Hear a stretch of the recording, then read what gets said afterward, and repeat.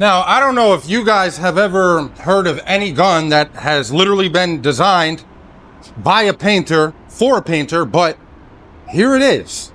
But there's been guns that I've shot in the booth where the overspray lingers. And on this gun, that's not the case. And we're gonna give it to this guy to review as well. The time has come to reveal Mr. Green. Now, the first thing we're gonna do is break this gun down so you guys can see exactly how this gun was manufactured. Before we break that gun down, I really just want to take a second and thank everyone so much for making this possible. This is like a dream come true for me, and there's no way I ever would have been able to afford to do this without you guys tuning into these videos. So thank you. Thank you, thank you, thank you, thank you. Just thank you so freaking much. And if you guys want to continue to support this gun, the best thing you can do for me is watch this video all the way through. I am going to do absolutely everything I can to make sure there is value in every second of this video. I need to get this gun out there. It's the only way this is actually going to work out for me. So please watch the video all the way through. Without further ado, we're gonna break this gun down. The first thing I'm gonna do is take this air cap off. And I think when I take this air cap off, a lot of you are gonna be able to figure out exactly what I did. So for those of you who have watched my spray gun reviews, you know there was one gun in particular that I put up against my DV1 for clear coat, and it honestly completely blew my mind. Ever since then, I had this idea, and the fact that it's now in my hands it's beyond words. I mean, I might say that a million times because I can't believe it. So here we go. We're going to take this air cap off. And then when we turn over to the front of the gun, what do you guys notice here? I'll make it a little more obvious for you. Let's take this fluid tip off, which looks similar to another gun that I'm referring to. And as soon as I take this off, you're gonna know. Boom! What does this ring, don't mind the water in here, I just cleaned it. What does this ring remind you guys of? And don't mind the chip, I kind of dropped it like the first day I had it. But yeah, what does this ring remind you of? Those words should be very familiar to a few of you. I can't say what the gun is for legal purposes. I can't, because that gun is no longer, there are no sales channels open for anybody else except the company that's importing that gun already. And it has the same words on the cap, and it has the same design. As for the interior of the gun, this we had to go about designing a little bit differently because I wanted this to be a reduced pressure, low CFM gun that not only professionals could use and get absolutely mind-blowing finishes with their clear coat, but also that DIY guys could use as well. So it does look different back here from the gun I'm referring to. But basically I went out and I found out who manufactured that gun and where. Never in a million years did I think that I would be designing and manufacturing my own gun with a company in another country.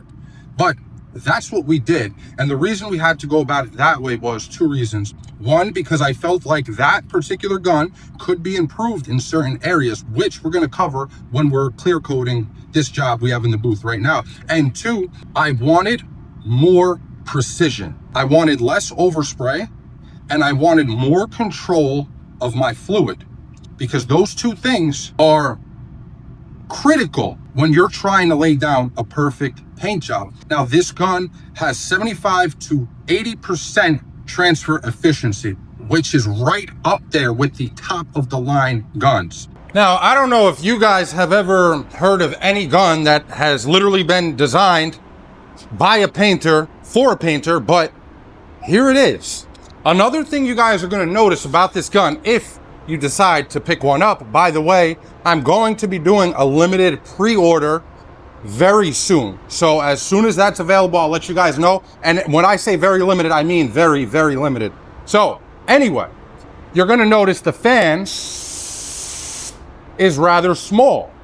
And there's a reason for that. The reason why we have a smaller than average fan, this is about an 11-inch fan. Obviously, I was close there. If I back it up, you'll see how much larger that is compared to that. And you see how focused our center is and how limited the overspray around the center of our pattern is. The reason why we have a smaller fan is this way you don't have to sit there playing with the size of your fan to eliminate that small portion on top and that small portion on bottom that contribute to texture. That is already taken care of for you. This gun was designed to be sprayed, to be taken out of the box and sprayed. You don't have to play with your fan. You set it to 2 bar for the first coat. You set it a little under 2 bar for the second coat. It was designed to shoot very close to your panel, and you don't have to play with your fan or your fluid at all. So here we go on our first coat. And you can see we are at 2 bar. And I'm holding my gun very close to the panel, and I will do the same exact thing on our second coat. And you can see as soon as we stop shooting, there's no overspray. I mean, there's literally no overspray. Yes, I'm in a downdraft booth, so that helps. But there's been guns that I've shot in the booth where the overspray lingers. And on this gun, that's not the case. That was one of the main things that I kept in mind when we were testing this gun out, was to limit the overspray. Because in my experience, the amount of overspray drastically increases the texture of your paint job. And obviously, if all of the material is bouncing off the panel back in your face, you can't hold the gun too close to the panel. But with this, I could go right up on that panel, and the overspray is absolutely minimal. And the gun is extremely fast. So this is how we're looking after our first coat. We're gonna give this about 10 minutes, then we're gonna drop our second coat on it, and then we'll see how everything came out. And most importantly, I would really appreciate any feedback you guys have based on what you see. And we're gonna give it to this guy to review as well. And he's giving me a little treat. I'm gonna throw his Instagram in the description. You should definitely give him a follow. Now, I gave this gun to my friend Marco, who was nice enough to actually test it out for me the same day and send us videos so you guys get to see someone else spray with it, and he shows how the job came out. I give this kid a lot of credit. He's younger than me, been spraying longer than me, and is an absolute beast at what he does. Thank you, bro. Give him a follow.